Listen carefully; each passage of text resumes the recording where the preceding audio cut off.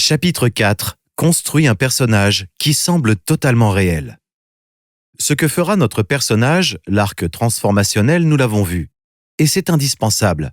Mais cela ne suffit pas à camper le personnage car cela ne parle que de sa manière d'agir. Et c'est pourquoi ses faiblesses, besoins et désirs.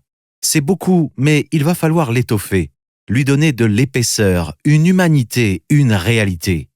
Il faut le rendre émouvant ou drôle ou effrayant, ou autre chose selon le genre de ton film et ton histoire. En résumé, il faut le rendre vivant, qu'on y croit. Même si c'est E.T. ou Shrek ou Wall-E ou Cro-Blanc ou Spider-Man ou Dark Vador ou même Harry Potter et ses amis. Tous ces exemples sont des exemples de films enfantins, certes, me diras-tu. Mais les personnages de La Grande Bouffe, Marc Ferreri, Fausto dans Parfum de femme, Dino Risi, ou le héros de Mon nom est personne, Tonino Valeri, Danny dans Shining, et je pourrais t'en citer bien d'autres. Et toi aussi, j'en suis certain. Oui, ces héros sont improbables à bien y regarder. Pourtant, la magie opère, car on ne se pose pas une seconde la question en regardant ces films. Ce n'est pas un hasard s'ils paraissent vraisemblables, vrais, authentiques. Comment est-ce possible ? Il existe des petits trucs techniques qui, mis bout à bout, donnent au personnage une vérité, une réalité. Et ces trucs, qu'il ne faut absolument pas négliger, les voici. Comment choisir le nom de tes personnages afin qu'ils soient crédibles ? Le choix du prénom du personnage n'est pas une mince affaire. Crucial dès la construction de ton récit, il n'est pas anodin. Voyons ensemble comment y réfléchir. Que dit son prénom de ton personnage ? Le choix du prénom d'un personnage suppose plusieurs éléments de caractérisation. Il contient un certain nombre d'informations qui permettent de définir les contours de sa personnalité, son milieu social, ses origines ethniques. Et oui, le spectateur est habitué à associer un prénom à un statut identitaire. Jouons ensemble à un petit jeu très simple. Je te présente une liste de prénoms et tu laisses ton esprit faire des associations d'idées, te dicter ce qu'il t'évoque. Charles, Isaac, Brandon, Charlotte, Clara, Moussa, Lynn. Alors, efficace, non ? Ton cerveau a enregistré durant toute ta vie des expériences liées à ces prénoms. Il suffit donc que l'un d'entre eux soit lu ou prononcé pour qu'elles reviennent à ta mémoire comme par magie. Le prénom, vecteur d'informations de différentes natures. Les origines sociales. Comme tu le sais déjà, les préjugés ont la vie dure. Un personnage qui s'appelle Steven va évoquer à ton lecteur des tonnes de préjugés, tout comme le prénom Églantine en suscitera d'autres. Les origines géographiques. Si tu choisis le prénom Akira, il donnera tout de suite une information sur les origines ethniques de ton héros. L'âge. Certains prénoms sont associés à des périodes bien définies. Par exemple, le prénom Nicolas était très à la mode en France dans les années 80. La religion, ou du moins la religion inscrite culturellement au sein de sa propre famille. Un prénom comme Marie porte un poids religieux, tout comme Mohamed, Dan, Elia, Isaac, etc. Des personnages, un prénom, une mythologie. Certains prénoms ont une connotation mythologique très forte. Tu peux en jouer en tant qu'auteur en inscrivant ton personnage dans la continuité des histoires préexistantes liées à ce prénom. Des prénoms comme Ulysse ou Achille véhiculent des informations liées à l'image que se fait ton lecteur de ces personnages emblématiques. On peut difficilement imaginer un Achille manqué de courage, ou alors c'est une contre-information, c'est fait exprès, et elle en devient drôle, ironique. Prénom et caractère. Certaines personnes dans mon entourage sont persuadées que le prénom donné à un enfant à sa naissance aura un impact significatif sur son caractère. Par exemple, les Chloé seraient de vrais scorpions. Pour ma part, je n'ai pas fait de rencontre allant dans ce sens. Mais si cette théorie t'intéresse, il existe bon nombre de sites internet à ce sujet. Les surnoms. Dans la vie, nous n'utilisons que peu nos prénoms. Quand quelqu'un m'appelle Timothée, je ne peux m'empêcher de penser que je viens de faire une bêtise, car on me nomme plutôt Tim. Observe tes interactions avec tes proches et tu verras. Voici une nouvelle piste. Quel est le surnom de ton ou de tes personnages ? Qui les appelle comme ci, comme ça ? Pourquoi ? Si un collègue de travail appelle ton héros par un surnom, cela traduit instantanément des relations amicales. Si à l'inverse, il lui dit « monsieur », cela induit des relations distantes et respectueuses. Si ton personnage principal est appelé Rocket ou Pitbull au lieu de son vrai prénom Patrick, cela dit quelque chose d'intéressant et de caractéristiques sur son tempérament. Pense cependant que le lecteur ne connaît pas la petite histoire qui se cache derrière ce surnom, sauf si tu l'évoques explicitement. Le surnom doit donc être directement compréhensible. J'ai un ami que nous appelons tous Tuc, parce qu'il est capable de manger 10 biscuits Tuc en 1 minute. Sans cette information, pour toi ce surnom n'aurait aucun sens. Il en est de même pour un personnage dont le lecteur-spectateur ne connaît pas les antécédents. À toi de choisir avec pertinence quelles informations tu donnes et à quel moment. Attention aux préjugés. Attention toutefois à ne pas aller vers ce qui est trop simple, trop évident. Les amalgames ne sont pas souvent les bienvenus lorsqu'ils apparaissent dans un film. Car le film est un médium de représentation, ne l'oublie pas. Installer des clichés peut grandement nuire à ton projet. En tant qu'auteur, tu peux jouer des stéréotypes, des archétypes et des préjugés, mais tu dois à tout prix éviter les amalgames et les simplifications douteuses. Car ce type de maladresse peut facilement faire passer ton film pour misogyne, raciste, réactionnaire, etc. Attention aux mauvaises interprétations, sois subtil. Passe à l'action. Réfléchis aux caractéristiques que tu souhaites que le prénom de ton personnage évoque. Prends en considération ses origines sociales, géographiques, ethniques, son âge, sa religion. Joue des stéréotypes avec subtilité seulement. Évite les maladresses qui pourraient être sujettes à de mauvaises interprétations. Invente un surnom à ton personnage si tu penses que c'est utile. Prends le temps d'analyser les prénoms des personnages de films et séries. Comment caractériser un personnage pour qu'il semble réel et vivant? Un personnage doit avoir l'air vrai. Le succès de ton intrigue dépend aussi du réalisme de ton personnage de fiction. Voici des pistes pour que ton personnage possède de la présence.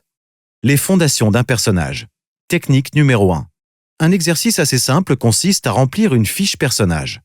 Prénom, âge, origine, célibataire, en couple, marié, combien de frères, de sœurs, sa position dans la famille, classe sociale, son enfance, son rapport à son enfance, traits de caractère majeurs, sa façon de réagir, défauts qui le rendront encore plus humain, sa ou ses faiblesses, ses valeurs, son look, couleur des yeux, style vestimentaire, coupe de cheveux, etc. Tous ces éléments ne seront pas tous exploités. Cette fiche est avant tout une liste d'informations pour l'auteur. Technique numéro 2. Écris un monologue pour ton personnage. Fais-le parler et te raconter son parcours. Technique numéro 3. Tu peux écrire sa biographie. Ce sera moins dynamique, mais c'est un bon moyen de trouver des réponses à tes questions. Technique numéro 4. Dessine son personnage. J'adore dessiner mes personnages parce que cela m'aide à les visualiser. Pour chacun d'eux, je fais une esquisse qui me permet d'ajouter des éléments auxquels je n'aurais pas pensé. Un simple croquis, même bancal, suffit. Ce document, comme la fiche personnage, est un élément de construction du scénario qui s'adresse seulement à toi, auteur. Caractérisation directe et indirecte. La caractérisation se fait subtilement tout au long du récit. Tu ne peux donner à lire à ton lecteur un pavé descriptif racontant le passé de ton personnage. Cela se fait en douceur et tu vas ruser. Il faut pour cela comprendre les deux natures de caractérisation possibles. Prenons un exemple. Caractérisation directe. Le nom du personnage, Merlin. Âge, 50. Description physique, routier fatigué. Caractérisation indirecte. Il conduit avec un certain flegme. C'est donc un routier de métier depuis longtemps. Son habitacle est décoré et confortable. Il vit dans son camion et aime le confort. Pour simplifier, la caractérisation directe est donnée directement par l'auteur dans les descriptions. Âge, description physique, prénom, etc. La caractérisation indirecte est donnée par l'environnement, la façon de réagir d'un personnage, sa façon de parler, son costume, etc. La caractérisation directe est frontale. La caractérisation indirecte est sujette à interprétation et déduction. L'idée est de ruser en alternant les deux pour enrichir ton personnage. La voiture de ton héros peut en dire long sur ton personnage, tout comme sa façon de se déplacer ou son style vestimentaire. Une image bien choisie vaut 1000 mots, surtout au cinéma. Le langage. Le langage est vecteur d'énormément d'informations. La façon de parler de tes personnages est la conséquence de leur âge, leur classe sociale, leur éducation, leur culture, etc. Écoute les gens autour de toi et tu le constateras. Attention toutefois à ne pas en marquer caricaturalement tes dialogues, sauf dans une parodie, une comédie burlesque évidemment. La manière de s'exprimer et le ton seront surtout une question d'interprétation de tes acteurs. Sur ce point, il n'y a pas de règle. J'ai entendu tout et son contraire. Tu dois juste faire preuve de justesse et de subtilité encore une fois. Évite par exemple de faire des dialogues de jeunes si tu n'en es pas un et que tu n'en côtoies pas. Ou alors renseigne-toi très correctement et fais-toi corriger par de vrais jeunes. PS, les jeunes aujourd'hui ne disent plus « ziva » et je crois qu'ils ne l'ont jamais dit. La manière de réagir en dit long. Parmi toutes ces informations, il y en a une qui prédomine et sur laquelle tu vas devoir essentiellement travailler, les choix de ton héros. Ce qu'il fait sous la pression, face à l'adversité et l'inattendu. Chaque choix doit découler de son caractère et en être l'expression. Je m'explique. Pose-toi la question. Qu'est-ce qui fait que je peux dire de telle ou telle connaissance qu'elle est courageuse, peureuse ou même intrépide? C'est qu'à un moment ou à un autre, face à une situation, j'ai vu cette personne réagir de telle ou telle manière. Cela paraît idiot au premier abord, mais c'est essentiel. Un personnage ne sera pas courageux parce que tu l'as noté dans sa fiche personnage. Tu dois le montrer en train de faire preuve de courage à un instant T. Un personnage n'est pas théorique. Il s'incarne dans la réalité par des gestes, des actions bien réelles. Il doit être incarné, vivant. Le protagoniste d'une histoire, parce qu'il vit dans un univers donné, rentre en interaction avec celui-ci. Et cette interaction va l'amener à réagir aux événements problématiques auxquels il va être confronté. Les fondamentaux du scénario, Édouard Blanchot. En réagissant au problème, le personnage crée le conflit et l'intérêt du spectateur. Ses réactions doivent être en accord avec sa logique interne. Toujours dans les fondamentaux du scénario, Édouard Blanchot fait une superbe comparaison. Imaginez que votre protagoniste soit une orange, ronde, lisse, orange. Comment savoir ce qu'elle a dans le ventre? Prenez un presse-agrumes et mettez votre orange sous pression. Là et seulement là, vous saurez à quelle orange vous avez affaire. C'est essentiel. Mets ton personnage sous pression pour qu'il réagisse de manière spontanée et exprime sa nature profonde. La pression empêche le personnage de trop réfléchir et rationaliser. Il agit instinctivement, intuitivement. Et il est vrai que dans le feu de l'action, nous exprimons notre vraie nature. Exemple. Nous allons jouer à un jeu très simple. Ce n'est certes pas un dialogue d'Audiard, mais nous sommes proches de l'écriture d'une série diffusée en plein après-midi de semaine sur France 2. Lis cette scène et réfléchis aux personnages. Observe leurs réactions. 1. Rame de métro, intérieur, nuit. Un homme cagoulé se lève et s'approche de Pierre et Audrey. L'homme cagoulé. On va la faire simple. Vous me donnez vos téléphones. Pierre regarde Audrey. Audrey lui fait discrètement non de la tête. Pierre commence à sortir son téléphone de sa poche. L'homme cagoulé. Vas-y, dépêche-toi. Pierre donne son téléphone. Audrey, elle, ne fait rien. L'homme cagoulé. À Audrey. T'attends quoi, toi? Que pouvez-vous dire d'Audrey et Pierre? Ils ne parlent pas, mais vous pouvez déduire certaines choses, non? Audrey est courageuse. Pierre n'est pas courageux. C'est un peu cruel, mais c'est comme ça. Dans cette situation, chacun d'eux choisit de réagir à sa manière. Pierre en acceptant de donner sagement son téléphone, Audrey en refusant de le donner. À aucun moment de ton scénario, Pierre dira « Je ne suis pas courageux » ou Audrey « Moi si ». Par contre, ils peuvent le montrer face à certaines situations quand ils sont sous pression. Caractérisation et intrigue. La caractérisation d'un personnage doit résonner avec l'intrigue. Il arrive toujours à un personnage à la fois ce qui pourrait lui arriver de pire et de mieux car cela permet d'enclencher sa transformation. Le personnage est donc toujours en déséquilibre et cherche l'équilibre jusqu'au bout. Il vit des situations extrêmement tendues pour lui. Son tempérament, sa psychologie, ses habitudes sont mises à rude épreuve. Il existe un incessant va-et-vient entre ses réactions, ses actions et les péripéties de l'intrigue. C'est pour cela que ces caractéristiques doivent être cohérentes et pertinentes avec ton histoire. Si l'intrigue est formidable et la psychologie nulle, le film ne tiendra pas debout. Une belle intrigue ne suffit pas. Cherche la justesse entre ton personnage, ce qui lui arrive et ce que tu souhaites raconter. Passe à l'action.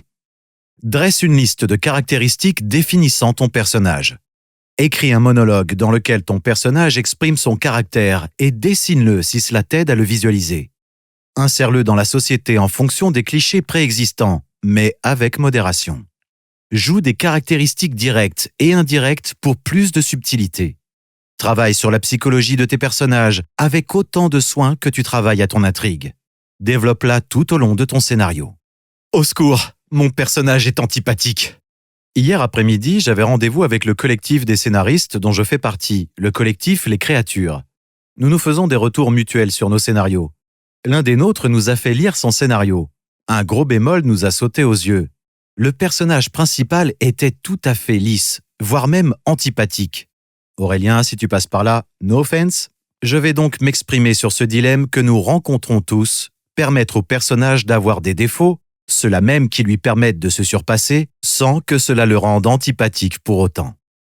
Comment rendre un personnage antipathique passionnant et pimenter ton scénario? Un défaut fatal? Comme tu le sais, un personnage se doit d'avoir une véritable faiblesse profonde, puisque l'enjeu d'une histoire est de faire en sorte que le protagoniste surpasse cette faiblesse grâce à son aventure. Le personnage principal peut donc avoir un comportement qui lui cause du tort, ainsi qu'à ses proches.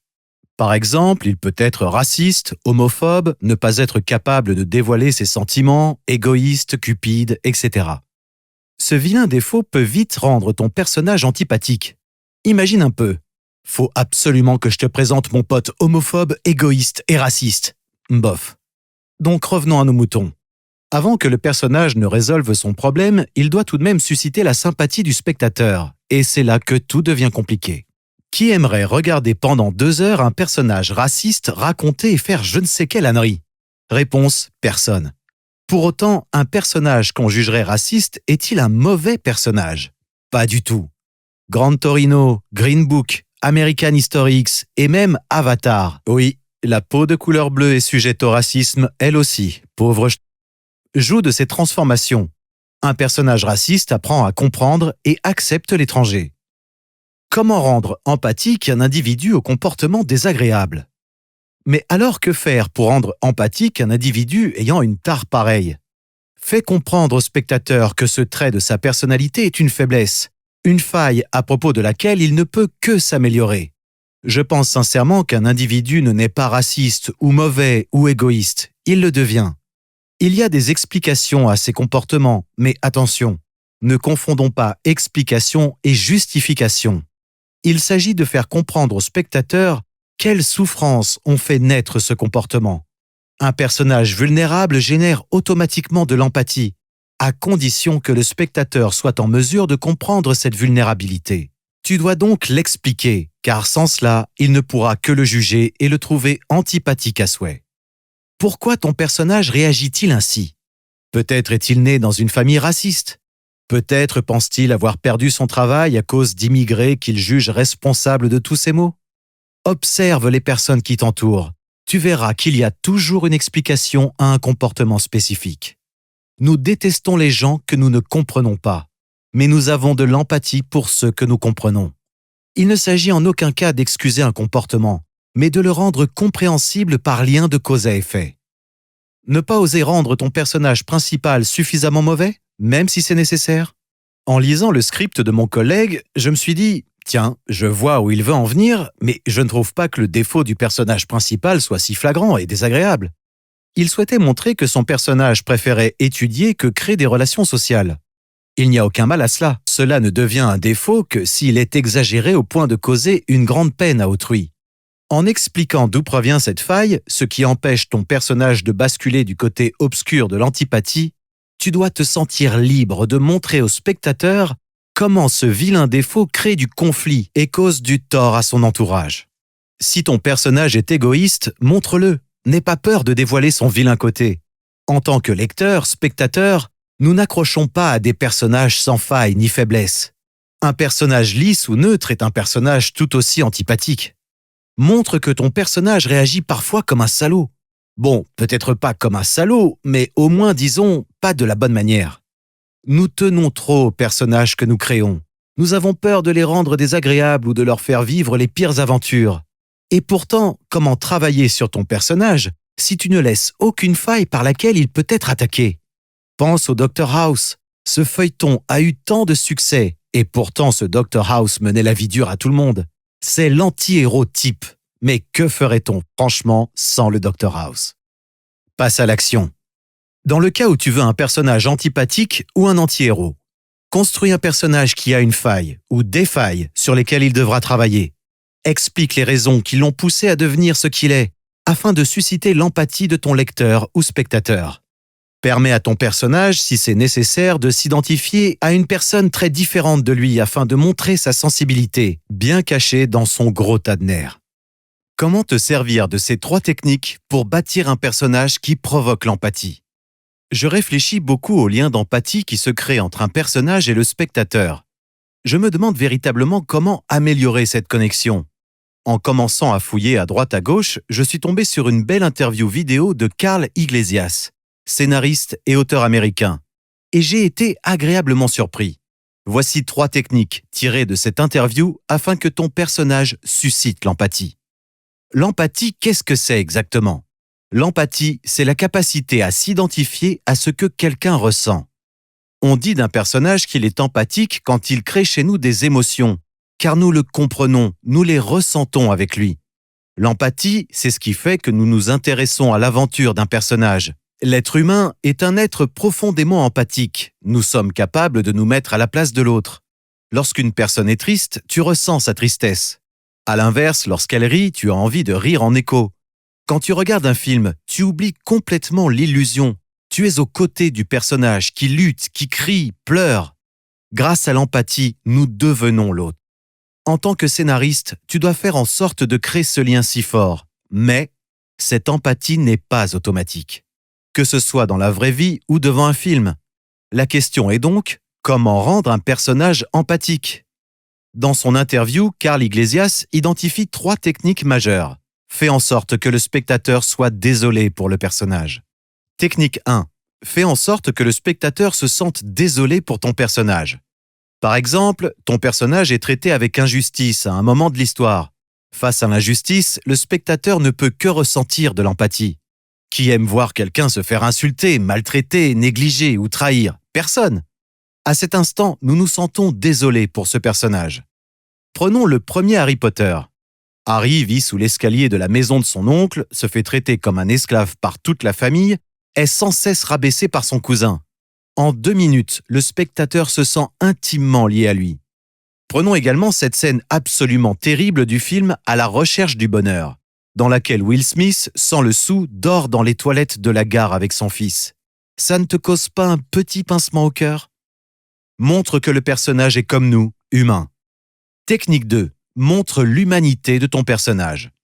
Fais en sorte que ce personnage s'inquiète pour quelqu'un d'autre que lui. Le coup est classique. Un personnage commet des méfaits. Ce n'est pas bien. Pour payer les soins de sa mère malade. C'est bien. Carl Iglesias donne pour exemple le film Léon, dans lequel Luc Besson montre son personnage éponyme, tueur à gages, exécuter ses contrats froidement sans rien ressentir. Pas facile pour créer de l'empathie, n'est-ce pas? Mais dans la séquence suivante, Léon s'occupe avec tendresse de ses fleurs qu'il aime plus que tout. Le spectateur comprend alors que le personnage a un cœur, comme lui, et qu'il n'est pas seulement un être mécanique et sanglant. Tu dois mettre en scène ton personnage, de manière à ce qu'il ressente lui aussi de l'empathie pour un autre. Là, Léon aime ses fleurs. Je sais, c'est énorme, mais ça fonctionne. Car l'être humain réagit bien davantage avec ses émotions qu'avec sa logique. Il faut donc travailler en priorité avec les émotions que ton personnage fera ressentir à ton lecteur ou spectateur. Montre à quel point ton personnage est admirable. Technique 3. Suscite l'admiration pour ton personnage. Il existe certaines qualités que nous apprécions tous chez les êtres humains. Par exemple, le courage, la persévérance, la tendresse, et nous les reconnaissons volontiers chez les autres. Tout comme il existe une forte reconnaissance envers celui qui est le meilleur dans un domaine. Le meilleur cuisinier, le meilleur guerrier, le meilleur chanteur, etc. Et parce que nous admirons ces qualités, elles forcent automatiquement notre admiration et notre empathie. Place ton personnage dans une situation où son comportement est digne d'admiration. Par son courage exemplaire, ou fais-lui gagner un premier prix ou se conduire avec une dignité exceptionnelle, etc. Passe à l'action. Tu peux créer l'identification de ton lecteur ou spectateur avec ton personnage de différentes façons. Tu peux en choisir une ou plusieurs à la fois. Suscite la pitié pour ton personnage. Fais en sorte que ton personnage s'intéresse à quelqu'un ou l'aime. Fais en sorte qu'il suscite l'admiration. D'une manière générale, suscite la tendresse ou tout autre sentiment qui provoque l'empathie pour ton personnage en mettant en avant son aspect humain malgré tout. Comment jouer des stéréotypes subtilement en évitant toute maladresse? Les stéréotypes ont la vie dure dans notre quotidien, mais également au cinéma. Voici quelques pistes de réflexion sur les dangers et l'utilité des stéréotypes pour le scénariste. De l'utilité des stéréotypes. Comme le cliché, le stéréotype réduit un groupe à des particularités sans chercher à les individualiser. Il s'agit d'une réduction de l'opinion à une image préconçue. La France, par exemple, est un pays bourré de stéréotypes. Même si je ne les défends pas, il faut admettre qu'ils font partie intégrante de la culture d'un pays. D'un continent à un autre, ils peuvent évoluer et même se contredire. Chez les Japonais, les Français ont la réputation d'être élégants et raffinés, tandis que pour les Américains, ils sont sales. Et les femmes ont la réputation d'avoir aussi des poils sous les bras. Le cinéma, qui réduit la vie à 1 heure et demie de film, fait appel à ces clichés pour simplifier la compréhension d'un personnage et gagner du temps. Il suffit de voir la comédie française « Qu'est-ce qu'on a fait au bon Dieu ?» pour s'en rendre compte. Face à la multitude de personnages, le scénariste a usé de clichés prononcés pour l'écriture de l'intégralité de ses personnages. Pourquoi ? Pour gagner du temps. Ce qui donne un résultat qui fait parfois grincer des dents. Les Chinois sont des bosseurs serviles, les Juifs des hommes d'affaires véreux et les Français des catholiques vieille France. Jouer des stéréotypes. En tant qu'auteur, tu dois en jouer habilement. Dans l'acte 1, tu as 30 minutes environ pour dresser un portrait complet de tes personnages principaux. Tu présentes leur complexité, du moins celles sur lesquelles se baseront ton intrigue, faiblesses, besoins, désirs. Pour donner des fondations à ces informations complexes de caractérisation, tu vas te servir tout naturellement de clichés. La mémoire du spectateur fait appel à un certain nombre de données annexes qui viennent se greffer inéluctablement à ton personnage. Ces informations peuvent venir d'éléments simples comme les vêtements du personnage. Le skater devient une figure un peu punk, le motard une sorte de loupard solitaire, etc. L'association d'idées se fait automatiquement. Le danger des stéréotypes. Et c'est là que ça peut coincer et devenir ridicule. Non, les jolies femmes ne sont pas toutes cruches ou manipulatrices. Non, les Arabes ne sont pas tous des beaux parleurs. Non, les Asiatiques ne sont pas tous des bosseurs forcenés. Et non, les Africains ne sont pas tous des gentils rigolos. Le risque est d'être grossier et insultant. En utilisant des clichés trop gros, d'une part, tu prends en otage le spectateur dans tes propres valeurs, et d'autre part, tu fais preuve de manque d'ouverture d'esprit. Si tu souhaites éviter que ton scénario ressemble à une discussion de Noël avec tonton Jackie, et ça c'est un cliché justement, voici quelques conseils. N'utilise pas des stéréotypes que tu ne connais pas. Ne fais pas de personnage de dealer si tu es sans connaissance à ce sujet, ou alors documente-toi très sérieusement. Simplifie ton personnage, mais pas trop non plus. Gagne du temps si tu veux avec les stéréotypes, mais rends plus dense ton personnage par sa singularité véritable. Attention au langage cliché des personnages. Les gens des banlieues ne disent pas « wesh » à toutes les phrases. Ça, c'est TF1 qui le fait croire. L'utilisation de stéréotypes doit être un gain de temps et non une absence de réflexion. N'emprisonne personne dans des cases. Allez contre les clichés. Partant d'un bon sentiment, certains auteurs se dirigent vers l'extrême opposé des clichés. C'est aussi douteux et dangereux que d'en user en trop.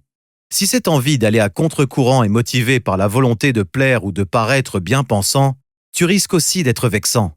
Si tu viens de banlieue, tu sais à quel point il est irritant de voir un court-métrage dépeindre une banlieue édulcorée par une vision bourgeoise. Et c'est aussi très clivant. Pars de la réalité, de ce que tu connais, profite de tes expériences. Il n'y a rien de plus vrai que ta vie. Sois vrai, authentique et sincère. Ce que tu dois retenir. Un stéréotype existe et fonctionne parce qu'il contient une part de vérité assimilée par le plus grand nombre, à tort ou à raison. Certes pour écrire tes personnages, mais attention à ne pas être grossier, vulgaire, ne pas céder à la tentation du trop évident.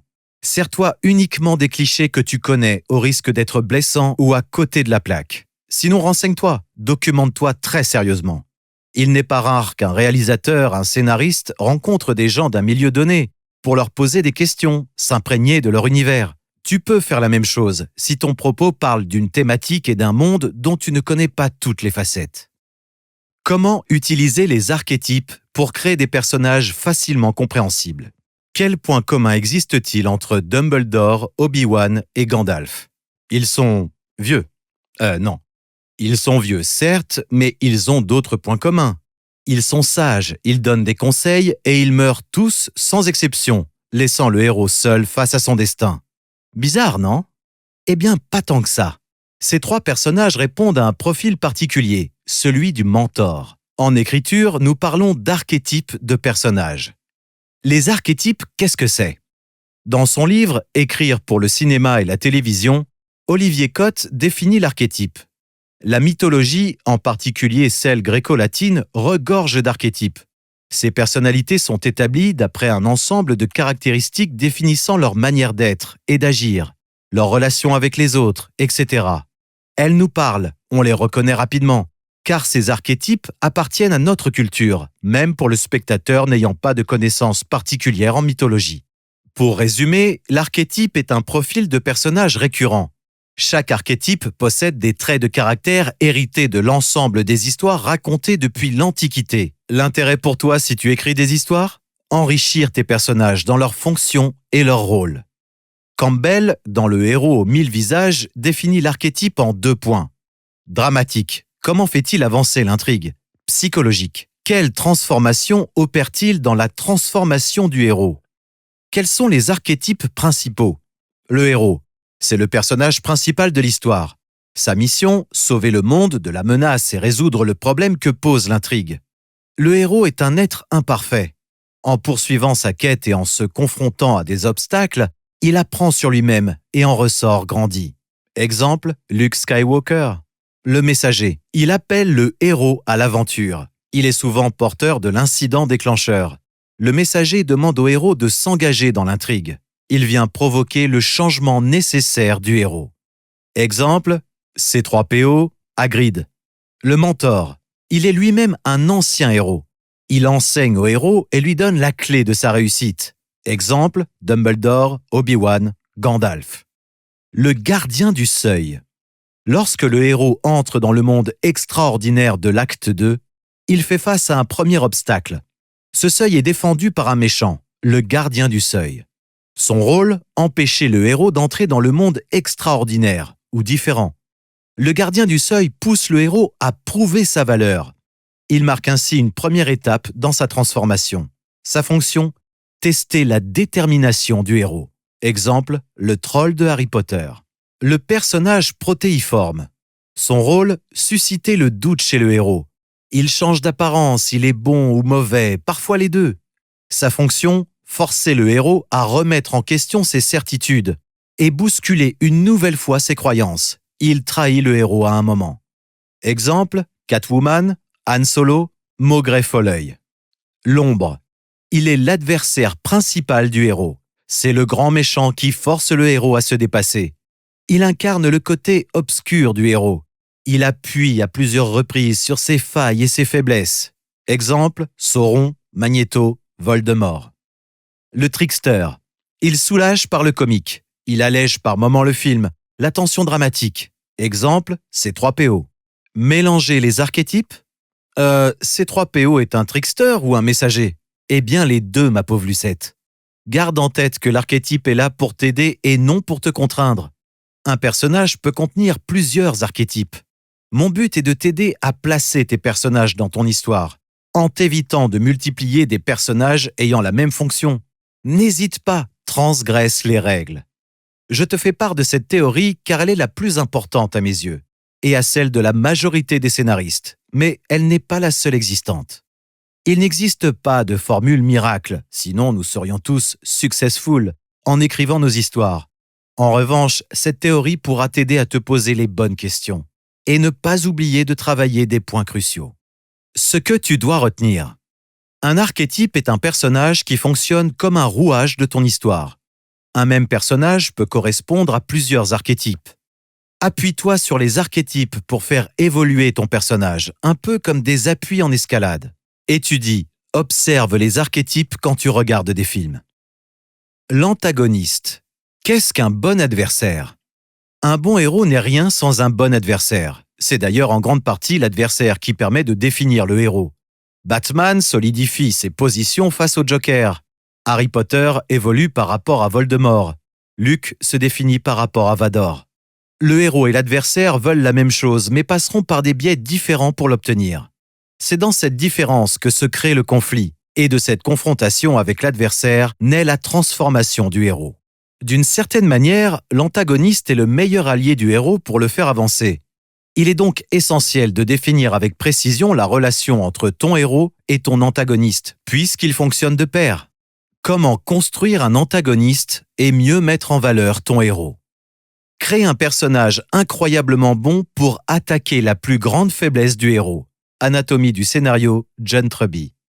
Le cas de Batman et du Joker. C'est essentiel, l'adversaire doit attaquer le héros exactement où ça fait mal. Prenons comme exemple Batman dans The Dark Knight, car c'est un exemple parfait. Lorsque Batman frappe le Joker, celui-ci rit. Pire encore, il dit à Batman « Tu n'as rien pour me menacer, même pas ta force !» Batman est pourtant incroyablement fort.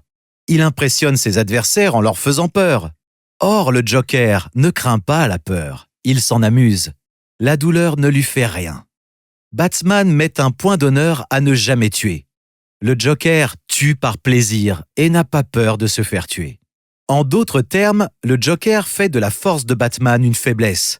Il veut que Batman le tue, ça l'amuse, mais Batman, lui, ne tue pas. Il se contente de faire peur. Le Joker le pousse dans ses retranchements moraux. Leurs valeurs sont opposées. Batman sait pourtant qu'il faudra tuer le Joker pour mettre fin à sa tyrannie. Le Joker appuie exactement là où ça fait mal. C'est ceci que ton personnage adversaire doit faire. Les 6 points clés de Truby pour un duo héros-adversaire réussi. Dans son livre L'anatomie du scénario, John Truby propose une caractérisation en 6 points clés. 1. Rendre l'adversaire nécessaire. Le principal adversaire est la personne la plus à même d'attaquer la faiblesse majeure du héros. Il doit l'attaquer sans relâche, constamment. L'adversaire est nécessaire car il permet au héros de grandir. 2. Rendre l'adversaire humain. Un adversaire humain est un adversaire aussi complexe et intéressant que le héros. Le concept de double contraire permet un système de comparaison ou de contraste pour mieux définir leurs traits de caractère mutuels. 3. Doter l'adversaire de valeurs qui s'opposent à celles du héros. Dans les bonnes histoires, les valeurs de l'adversaire entrent en conflit avec celles du héros. Le public détermine alors quel style de vie est supérieur à l'autre, et la réussite de l'histoire repose en grande partie sur la qualité de cette opposition. 4. Mettre dans la bouche de l'adversaire un argument moral convaincant mais erroné. Dans les histoires bien écrites, le héros et l'adversaire pensent tous deux qu'ils ont raison. Et tous deux ont de bonnes raisons de le croire. Tous deux ont tort, mais de manière différente. L'adversaire doit justifier ses actions d'un point de vue moral, tout comme le fait le héros. 5. Rendre le héros et l'adversaire similaires par certains aspects. Le contraste entre le héros et l'adversaire n'a d'intérêt que s'il oppose deux êtres qui présentent de fortes similarités.